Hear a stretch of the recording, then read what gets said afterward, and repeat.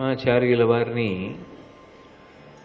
ధర్మ సంబంధమైన విషయములు తెలుసుకోవాలనేటటువంటి ఉత్సాహంతో కుతూహలంతో ధర్మరాజు గారు రాజధర్మముల గురించి చెప్పవలసిందిగా ప్రశ్న చేశాడు. ఇందులో ఒక విషయాన్ని గమనించవలసి ఉంటుంది. ప్రశ్న వెయ్యడానికి ఒక వ్యక్తి ఉండడం ఒక ఎత్తు, దానికి తగిన అర్హత పొందినటువంటి వాడు ప్రశ్న వెయ్యడం ఒక ఎత్తు. అక్కడ వ్యాసుడు నారదాదులు ఉన్నప్పటికీ కూడా ధర్మ జిజ్ఞాస కలిగిన వాడు కనుక, ఎప్పుడూ ధర్మాచరణము చెయ్యాలనేటటువంటి ఉత్సాహము కలిగిన వాడు కనుక, నిరంతరము ధర్మానుష్ఠానము చేసేటటువంటి వాడు కనుక, అటువంటి వాడు ఇవాళ పట్టాభిషేకాన్ని పొందినప్పటికీ కూడా మనసులో ఒక అసంతృప్తితో బాధపడుతూ ఉన్నవాడు కనుక, ఆ అసంతృప్తి పోవాలి అంటే తగిన అధికారి దగ్గర దానికి సంబంధించినటువంటి వివరణ తెలుసుకోవలసిన అర్హత కలిగిన వాడు ధర్మరాజు గారు కనుక, ఆయన ప్రశ్న వేస్తే అది ఎప్పటికీ కూడా లోకమునకు మార్గదర్శనం చేస్తుంది. లోకంలో ఉన్న వాళ్ళందరూ కూడా ఈ విషయాన్ని తెలుసుకుని తమ జీవితాల్ని చక్కగా ఫలవంతం చేసుకునేటటువంటి అవకాశం కలుగుతుందన్న దూరదృష్టితో బహుశా ధర్మరాజు గారి చేత ప్రశ్నలు అడిగించారు. ఆయన కన్నా యోగ్యుడు లేడు అని. అంటే కొన్ని ఘట్టాలని పరిశీలనం చేసినప్పుడు ఏమవుతుంది అంటే, ఎవరు పడితే వారు ఏ విషయం మీద పడితే ఆ విషయం మీద ప్రశ్న వేసే సాహసం చేయకూడదు అని అర్థమవుతుంది. కానీ భీష్ముడు సర్వశాస్త్రములు తెలిసిన్నవాడు, ధర్మరాజు గారు ధర్మమునందు అనురక్తి కలిగినవాడు. అందుకే చెప్పగలిగినవాడు ఉండడం ఎంత ముఖ్యమో, అడగడానికి అధికారం ఉన్నవాడు, అడగడానికి తగినటువంటి కుతూహలం ఉన్నవాడు ఉండడం కూడా అంతే అవసరం. అటువంటి వాళ్ళిద్దరూ కలుసుకుంటే దేశముతోటి కాలముతోటి సంబంధము లేకుండా విజ్ఞానము ఎలా ఆవిష్కృతమవుతుంది అన్నదానికి భీష్మాచార్యుల వారు ధర్మరాజు గారు మాట్లాడుకున్నటువంటి వైనం మనకి ఒక గొప్ప ఉదాహరణగా నిలబడుతుంది. అందుకే ఆయన ధర్మరాజు గారు ఆ రాజధర్మముల గురించి చెప్పమని భీష్మాచార్యుల వారిని అడిగినప్పుడు ఆయన మొట్టమొదట ఒక విషయాన్ని ప్రతిపాదన చేస్తున్నాడు. నువ్వు రాజధర్మం గురించి అడిగావు ధర్మరాజా, నేను ఒక మాట చెప్తాను విను. ఇది ఇవాళ ఉన్న పరిస్థితుల్లో రాజులు అని ప్రత్యేకంగా లేరు కదా, అందుకని అధికారులు లేదా మంత్రులు లేదా పరిపాలకులు, ప్రజలు ఎవరైనా సరే దాన్ని అన్వయం చేసుకుని జీవితాన్ని దిద్దుకోవడానికి నిరభ్యంతరంగా పనికొస్తుంది. వినుముద్యోగము రెంటియందు పరముర్వీనాథ, ఉద్యోగవంతునకున్ దైవము తొట్పడంగ ఫలసిద్ధుల్ సేకురున్, మనుషంబున ఒక్కొక్కెక్కడ సిద్ధిర తప్పిన వగల్ ఒందంగరానీక, అప్పని దైవోపహతంబుగా కనుట భూపాలార్హ వృత్తంబుగన్. అది ఒక ప్రధానమైనటువంటి విశేషంగా, అంటే ధర్మరాజు గారు అడిగినటువంటి ప్రశ్నని ఆధారం చేసుకుని అందరూ తెలుసుకోవలసినటువంటి ఒక ప్రధానమైన విషయాన్ని భీష్ముడు ఆవిష్కరిస్తున్నాడు. భూపాలార్హ వృత్తం బగున్. భూపాలుడు అంటే భూమిని పరిపాలించేటటువంటి రాజు. రాజు యొక్క ఆచరణ యందు, రాజు యొక్క ప్రవర్తన యందు తప్పకుండా రెండు విషయములను గురించినటువంటి పూనిక ఉండాలి. వినుముద్యోగము రెంటి యందు పరముర్వీనాథ. ఎప్పుడూ కూడా మనం ఏదో ఒక కార్యాన్ని చెయ్యాలి అని అనుకుంటూ ఉంటాం మనసులో. ఏవో లక్ష్యాలు ఉంటాయి. మనసు అంటేనే సంకల్ప వికల్ప సంఘాతం. నిద్రలేచిన దగ్గర నుంచి ఎన్నో ఆలోచనలు వస్తూ ఉంటాయి. కానీ అవసరాన్ని దృష్టిలో పెట్టుకుని ఈ పని మనం చేద్దాం, ఈ పని సాధించాలి అని ఒక లక్ష్యాన్ని పెట్టుకుంటాం. ఆ లక్ష్యాన్ని పెట్టుకుని సాధించడానికి మనం శక్తి వంచన లేకుండా ప్రయత్నం చేస్తాం. మనం అనుకున్నటువంటి సంకల్పం, మనం పెట్టుకున్న లక్ష్యం, మనం త్రికరణ శుద్ధిగా ప్రయత్నం చేసినప్పటికీ కూడా ఒక్కొక్కసారి సాధ్యమవుతుంది, ఫలవంతం అవుతుంది, ఒక్కొక్కసారి ఆ కార్యము సాధింపబడదు. అంటే ఇందులో రెండు విషయాలు ఉన్నాయి అన్న విషయం అవగతమవుతోంది. కేవలం మన సంకల్పము వలన, మనం చేసినటువంటి ప్రయత్నము వలన కార్యము సాధింపబడుతుంది అనుకుంటే పొరపాటు. ఎందుకనంటే సంకల్పం చేసిన వాళ్ళు, కష్టపడి ప్రయత్నించిన వాళ్ళు, కానీ ఫలితాన్ని రాబట్టుకోలేకపోయిన వాళ్ళు చాలామంది లోకంలో ఉన్నారు. అనుభవంలో తెలుస్తోంది. వాళ్ళు ఏం కష్టం తక్కువ పడిన వాళ్ళు కారు, సంకల్పంలో శుద్ధి లేని వాళ్ళు కారు, అయినా కార్యము సాధించలేకపోతున్నారు. అంటే మన ప్రయత్నమునకు ఇంకొకటి కూడా కలిసి రావలసి ఉంటుంది. అది మన కంటికి కనపడనటువంటిది, ఈ మాంసచక్షువునకు దొరకనిది. అది ఏది అంటే భగవంతుని యొక్క అనుగ్రహం. భగవంతుని యొక్క అనుగ్రహము తోడు కావాలి. మనుష్యుడు చెయ్యవలసినటువంటి సంకల్పాన్ని చేసి తదనుగుణంగా కష్టపడాలి. ఈ రెండూ కలిశాయనుకోండి కార్యము సాధింపబడుతుంది. అంటే పురుష ప్రయత్నముతో పాటుగా భగవదనుగ్రహము కలిసి రావాలి అంటే అసలు భగవంతుడు అన్నవాడు ఒకడు ఉంటాడు అన్న విషయం మీద ఒక విశ్వాసం ఉండాలి. అది లేనినాడు ఇంకా భగవంతుని అనుగ్రహం కలిసి రావాలన్న మాట ఎక్కడి నుంచి వస్తుంది? ఏదైనా నేనే సాధించగలను, ఈశ్వరుడు అన్నవాడి యొక్క ప్రమేయము లేదు అని అనుకుంటాం కదా. కాబట్టి ఈశ్వరుడు అన్నవాడు ఒకడు ఉన్నాడు, ఆయన యొక్క అనుగ్రహం కూడా తోడైతే, దానికి నేను పరిశ్రమ కూడా చెయ్యగలిగితే, ఒక చిత్తశుద్ధి నా యందు ఉంటే, ఒక లక్ష్యాన్ని పెట్టుకుని పని చేస్తే, ఆ రెండూ కలిసిన నాడు దాని వలన ఆ కార్యము సాధింపబడుతుంది. మన ప్రయత్నానికి ఈశ్వరానుగ్రహం కలిసి రావాలి.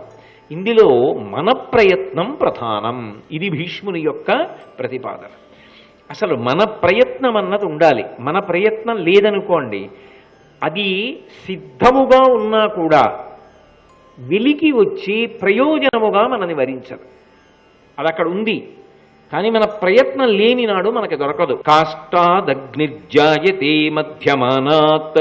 రెండు కర్రలు తీసుకుని, ఎండు కర్రలు, ఒక కర్ర మీద ఒక కర్ర పెట్టి బాగా ఉరిపిడి చేశాను అనుకోండి, ఒకదాంతో ఒకటి రుద్దాను అనుకోండి, అందులోంచి అగ్ని పుడుతుంది. ఇప్పుడు అగ్ని ఎక్కడుంది? రెండు కర్రల మధ్యలో ఉంది, కర్రలలో ఉంది. కానీ ఆ రెండు కర్రలను ఒకదానితో ఒకటి రాపాడించడం అనేటటువంటి ప్రయత్నాన్ని, కర్మని, కార్యాన్ని నేను చెయ్యలేదనుకోండి, ఎలా వస్తుంది? అది పైకి రాదు. అసలు నా ప్రయత్నం ఉండాలి. రెండు ఎండు కర్రలు తెచ్చి అక్కడ పెట్టి, ఇందులో అగ్ని ఉన్నదా లేదా? ఉన్నది. కనపడదే అంటే కనపడదు. అది బాగా ఉరిపిడికి గురైతే అందులోంచి మంట వస్తోంది. అగ్ని వస్తోందా లేదా? రెండు కర్రలు రాపాడిస్తే అగ్ని వచ్చింది. అంటే ఉన్న అగ్ని బయటికి రావాలి అంటే అసలు నీకు లక్ష్యం ఉండాలి, నమ్మకం ఉండాలి, కార్యం ప్రారంభం చెయ్యాలి, నువ్వు శ్రమ పడడం మొదలుపెట్టాలి. నీ ప్రయత్నం చాలా ప్రధానం. నీ ప్రయత్నం లేకుండా అందులోంచి అగ్ని మాత్రం పైకి రాదు. కాబట్టి కాష్టాదగ్నిర్జాయతే మధ్యమానాత్ భూమిస్థోయం ఖన్యమానా దదాతి. నీరు భూమి లోపలే ఉంటుంది. భూమి లోపల ఉన్న నీరు నాకు దాహం వేస్తోంది పైకి రా అంటే వస్తుందా? నేను కష్టపడి నుయ్యి తవ్వాలి. నేను నుయ్యి తవ్వాననుకోండి, జలపడి భూమిలో ఉన్నటువంటి నీరు నాకు లభ్యమైంది, నా దాహం తీరింది. ఎప్పుడు? అసలు నేను పరిశ్రమ చేస్తే. నేను ఏ పరిశ్రమ చెయ్యకుండా ఈశ్వరా నువ్వు ఇందులో ఉన్న నీరు పైకి వచ్చేట్టు చెయ్యి అంటే వస్తుందా? ఎందుకు వస్తుంది? నా ప్రయత్నం చెయ్యాలి. ఉద్యోగం అంటే ప్రయత్నం. అసలు ఆ ప్రయత్నం అనేటటువంటిది అత్యంత అవసరము సుమా. ఇది భీష్ముడి యొక్క ప్రతిపాదన. ఆ ప్రయత్నం లేకుండా జీవితంలో కార్యాన్ని నువ్వు సాధించలేవు. సోత్సాహానాం నాస్త్య సాధ్యం నరాణం. అసలు ఉత్సాహంతో ఒక కార్యాన్ని చేసేటటువంటి ప్రయత్నం చేస్తే మనిషి 99.9 పాళ్ళు ఆ కార్యాన్ని సాధిస్తాడు. ఈశ్వరుడు కూడా మెచ్చుకుని ఆనుకూల్యతని అనుగ్రహిస్తాడు.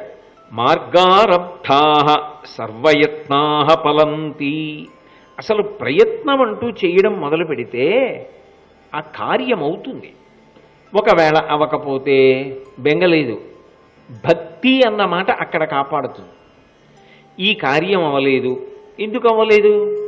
ఈశ్వరుడు అన్నవాడు అనుగ్రహించలేదు. ఎందుకు అనుగ్రహించలేదు? నా మీద కోపం ఆయనకి ఎందుకు ఉంటుంది? ఆయన కారుణ్యమూర్తి, మరి ఎందుకు చేయలేదు అంటే ఇప్పుడు తెలియాలా? అది ఇప్పుడే అవసరమా? కొన్ని ఉంటాయి, వాటి ఫలితం ఇప్పుడే తెలియమంటే తెలుస్తుందా? నువ్వు ఒక కార్యాన్ని తలపెట్టినప్పటికీ కూడా, శ్రమ పడినప్పటికీ కూడా ఆ కార్యము జరగలేదు, ఫలము కలగలేదు అంటే ఉత్సాహాన్ని మాత్రం వదిలిపెట్టవద్దు. అది ఎందుకు జరగలేదు అంటే ఈశ్వరుడు దయ కలిగిన వాడు అయినప్పుడు ఏదో కారణం ఉంది, అది నీకు ఇవ్వలేదు. ఇది నీకు ఇస్తే నీకు రాబోయే కాలంలో ఓ ఇబ్బంది ఉంది, అది మనకి తెలియకపోవచ్చు, ఈశ్వరుడికి తెలుస్తుంది, ఆయన సర్వజ్ఞుడు గనక. కాబట్టి ఆ కార్యము జరగకపోతే బెంగ పెట్టుకోకుండా ఉండగలగాలి. అందుకే ప్రయత్నం అన్నది చాలా ప్రధానం. దానికి ఈశ్వరానుగ్రహం కలిసి వస్తే కార్యం జరుగుతుంది. ఒకవేళ ఈశ్వరానుగ్రహం కలిసి రాక అది జరగకపోతే బెంగ పెట్టుకోవద్దు. ఇందులో ఈశ్వరానుగ్రహం ఏదో ఉందని గుర్తించు, అది కరడు కట్టిన భక్తి. అంతేకాని పని జరిగితే ఈశ్వరుడు ఉన్నాడు, జరగకపోతే ఈశ్వరుడు లేడు అనడానికి కాదు భక్తి. జరగనప్పుడు కూడా ఏదో ఉంది, భగవంతుడు ఎందుకో నన్ను ఏదో అనుగ్రహం కోసం ఇది జరగకుండా చేశాడు, ఇది జరిగితే ఏమవునో అని ఆలోచించి ఈశ్వరుని యందు మరింత పూనిక కలిగిన వాడు ఎవరుంటాడో వాడు కార్యములు విడిచిపెట్టవలసిన అవసరం లేదు. నాకు అనుకూలమైన దాన్ని ఆయన ఇస్తాడు, అందుకని నేను ఇలా చేస్తూనే ఉంటాను, ఏది నాకు అనుకూలమో అది ఆయన అనుగ్రహిస్తాడు అని ముందుకు వెడుతూనే ఉంటాడు. కాబట్టి ప్రయత్నం మాత్రం చాలా ప్రధానం. కాబట్టి వినుముద్యోగము రెంటియందు పరముర్వీనాథ, ఉద్యోగవంతునకు దైవము తోడ్పడంగ ఫలసిద్ధుల్ సేకురున్. ఎవరు ప్రయత్నం చేస్తాడో అటువంటి వాడికి భగవంతుని యొక్క అనుగ్రహం కూడా కలిసి వచ్చిన నాడు ఆ కార్యము పూర్తవుతుంది, సంతోషాన్ని పొందుతాడు.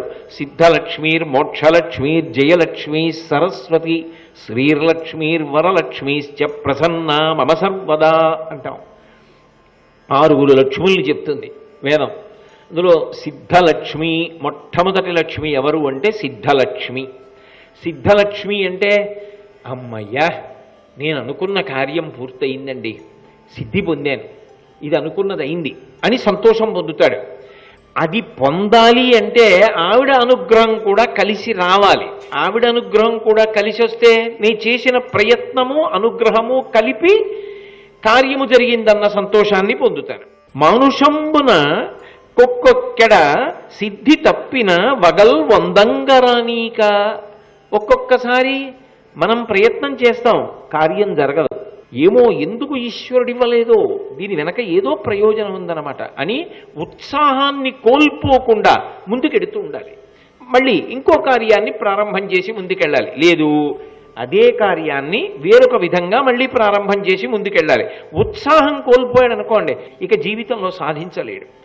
కాబట్టి ఆ పని దైవోపహతంబుగా కనుట భూపాలార్హ వృత్తంబగున్. ఇది జరగలేదు అంటే భగవంతుని యొక్క అనుగ్రహము వేరొక విధంగా ఉంది, ఇది జరగకపోవడం మంచిదనమాట. ఆయన నాకు ఏది చేసినా ఉపకారమని నమ్మితేనే భక్తి కదా, అప్పుడే ఉత్సాహం పోకుండా ఉండాలి. కాబట్టి అలా భూపాలుడు ముందుకు వెళ్ళాలి. ఆయనని చూసి ప్రజలందరూ కూడా ఉత్సాహంతో అలాగే కార్యాల వైపుకి వెళ్ళాలి. అంతేకాని ఏదో ఒకటి మొదలెట్టా ఒకటి సాధించలేకపోయామని నిరుత్సాహపడిపోతే దాని వలన ప్రయోజనం లేదు. అందుకే సుందరకాండలో సీతమ్మ హనుమ ఆ సీతమ్మ దగ్గరికి వచ్చి రామచంద్రమూర్తి యొక్క క్షేమవార్త చెప్పినప్పుడు ఒక ప్రశ్న వేసింది. ఎంత గంభీరమైన ప్రశ్న వేసిందంటే హనుమతో మాట్లాడుతూ ఒక మాట అంది ఆవిడ. కచ్చిదా శాస్తి దేవానాం ప్రసాదం పార్థివత్మజ కచ్చిత్ పురుషకారంచ దైవంచ ప్రతిపద్యతే అంది. రాముడు యవరాజ్య పట్టాభిషేకం చేసుకుంటానన్నాడు తండ్రి అడిగితే, కానీ జరగలేదు. అరణ్యవాసం అనుకోలేదు, అరణ్యవాసం వచ్చింది. భార్యతో తిరిగి వస్తాననుకున్నాడు, భార్యని రాక్షసుడు అపహరించాడు. అడవులు పట్టి ఏమీ లేకుండా అలా తిరుగుతున్నాడు, అంత కష్టంలో ఉన్నాడు. ఆ తర్వాత హనుమ సీతమ్మ దగ్గరికి వెళ్ళారు. వెళ్ళినప్పుడు ఆవిడ అడిగిన ప్రశ్న ఏమడిగిందంటే కచ్చిదాశాస్తి దేవానాం ప్రసాదం పార్థివాత్మజ కచ్చిత్ పురుషకారంచ దైవంచ ప్రతిపద్యతే. రాముడు ఇన్ని కష్టాలు వచ్చాయని ఏ ప్రయత్నం చెయ్యకుండా చతికిలబడిపోయాడా, భగవంతుణ్ణి నమ్మి నేనేం సాధించానని చెప్పి భగవంతుణ్ణి పక్కన పెట్టేసి తన ప్రయత్నం ఒకటే చేస్తున్నాడా? అలా కాకుండా ఈశ్వరానుగ్రహం కూడా కలిసి రావాలి, నా ప్రయత్నము నేను చేస్తూ ఉండాలి. రెండూ సమకూరిన నాడు అద్భుతమైన కీర్తిని పొందుతాను అని రెండిటినీ జ్ఞాపకం పెట్టుకునే ప్రయత్నం చేస్తున్నాడా అని అడుగుతుంది. ఇవి భీష్ముడు మహానుభావుడు, గొప్ప అనుభవశాలి, ధర్మాత్ముడు. అందుకే చూడండి, రాముడంతటి వాడికి కూడా ఈ విషయంలో కష్టం వచ్చింది. తెల్లవారితే యవరాజ్య పట్టాభిషేకం అనుకున్నాడు. భార్యతో కలిసి ఉపవాసం చేశాడు. రాత్రికి కైకమ్మ 2 వరాలు అడిగింది. తాను యవ్వరాజ్య పట్టాభిషేకం చేసుకోవడం కాదు కదా, అది విడిచిపెట్టి అరణ్యవాసం చేయడానికి వెళ్ళిపోతున్నాడు. వెళ్ళిపోతున్నప్పుడు ఎక్కడ లేని కోపం ఎవరికి వచ్చిందంటే లక్ష్మణస్వామికి వచ్చింది. 60,000 సంవత్సరాల వయసున్న తండ్రి తన ముద్దుల భార్య కైకమ్మ అడిగిందని ధర్మాత్ముడివి నిన్ను అరణ్యవాసానికి పంపించేస్తాడా అని గురోరప్యవలిప్తస్య కార్యాకార్యమజానత ఉత్పదం ప్రతిపన్నస్య కార్యం భవతి శాసనం. అన్నయ్య, ధర్మం తప్పినప్పుడు పెద్దవాళ్ళనైనా సరే విడిచిపెట్టక్కర్లేదు, కాబట్టి నువ్వు అనుజ్ఞయి దశరథుడి మీద యుద్ధం చేస్తానన్నాడు. రాముడు ఒక మాట అన్నాడు, అసంకల్పితమేవేహ యదకస్మాత్ ప్రవర్తతే నివర్త్యారంభమారుద్ధం అనుదైవస్య కర్మతత్ అన్నాడు. ఒరే, నిన్న రాత్రి పిలిచి రామా నీకు యవ్వరాజ్య పట్టాభిషేకం చేస్తాను, ఇవాళ రాత్రి ఉపవాసం చేసి రేపు రా అని చెప్పిన వాడెవరు? తండ్రి. ఈ క్షణంలో కూడా నాకు యవ్వరాజ్య పట్టాభిషేకం చెయ్యాలన్న కోరికతోనే ఉన్నవాడెవరు? తండ్రి. యవ్వరాజ్య పట్టాభిషేకం చేసుకోవాలన్న విషయంలో భిన్నాభిప్రాయం లేకుండా ఉన్నవాడినెవరు? నేను. ఇవ్వాలని తండ్రికుండి, పుచ్చుకోవడానికి నేను సిద్ధంగా ఉన్నాను. ఇద్దరి ఎందు దోషం లేదు, ప్రజలందరికీ అదే అంగీకారయోగ్యమై ఉన్నది. వశిష్ఠాదులందరూ అంగీకరించారు. అయినా ఈ యవ్వరాజ్య పట్టాభిషేకం జరగకుండా ఆపదొచ్చింది. అంటే ఎవరడ్డొచ్చారనుకోవాలి? పైకి చూస్తే కైకమ్మ అని ఒక మనుష్య కాంత కనపడుతోంది. కాదురా, దీని వెనక ఉన్నది ఎవరు అంటే, ఇంత బలమైన ప్రయత్నం ఉన్నప్పటికీ, ఇంతమంది అంగీకరించినప్పటికీ ఇది జరగట్లేదు అంటే, ఈ కంటితో చూడడానికి వీలు కాని దైవము ఇది జరగకుండా చేస్తోంది. చేయడము క్రౌర్యము చేత కాదు, ఏదో ఉంది, ఏదో కార్యం ఉంది, ఏదో దానికి వెనకాతల లక్ష్యం ఉంది. పరమేశ్వరుడు ఎందుకు అలా చేస్తాడు?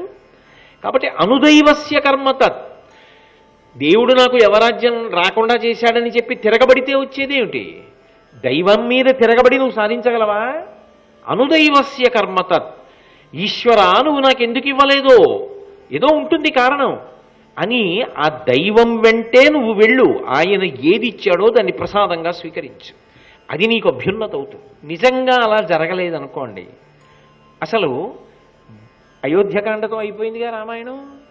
పట్టాభిషేకం అయిపోతుంది రాముడికి, రాజ్యపరిపాలన చేసుకున్నాడు. ఎందుకు రామాయణం చెప్పుకోవడం?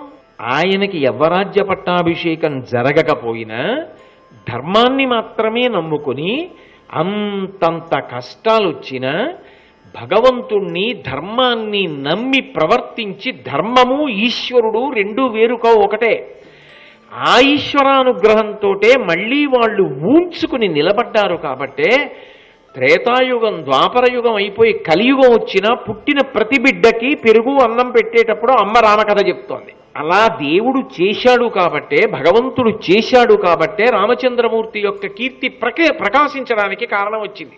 ఇదే విరాటపురమంలో అర్జునుడు అంటాడు ధర్మరాజు గారి గురించి చెప్తూ, మహానుభావుడయ్యా ధర్మరాజు అంటే ఏమనుకుంటున్నావో, ఆయన యవ్వని గుణలత లేడువారాసుల కడపటి కొండపై కలయబరాకు అంటాడు. ఆ ధర్మరాజు అనేటటువంటి వాడు ఎంత గొప్పవాడు అంటే, కష్టమే రాని సుఖమే రాని ఈశ్వర పాదములు విడిచిపెట్టాడు, ధర్మాన్ని అలా పట్టుకుంటాడు. అలా పట్టుకుని ఉంటాడు కాబట్టే ఆయన మనసులో ఎక్కడైనా వైక్లభ్యం వస్తే అంతమంది తల్లడిల్లి దాన్ని దిద్దే ప్రయత్నం చేశారు. అందుకే ఆ మనసు ఉండేటటువంటి తీరు గురించి 2 భిన్న స్పర్శలు ఉంటాయని చెప్తారు. వజ్రం ఎంత కఠినంగా ఉంటుందో అంత కఠినంగా ఉంటుంది, మల్లెపువ్వు ఎంత సుకుమారంగా ఉంటుందో అంత సుకుమారంగా ఉంటుంది. 2 అన్వయం మనసుకి. ఆయన వజ్రతుల్యమైనటువంటి మనసు ఉన్నవాడు కాబట్టే ధర్మాన్ని అలా అనుష్ఠించాడు, అలా యుద్ధం చేశాడు, అలా పడగొట్టాడు. మల్లె పువ్వు లాంటి సౌకుమార్యం ఉన్నవాడు కాబట్టే కర్ణుడు చచ్చిపోయాడని ఏడిచ్చాడు. ఈ రెండు భిన్నమైన విషయాలు ఎవరి యందు ప్రవర్తిస్తాయో వాడు కీర్తివంతుడవుతాడు.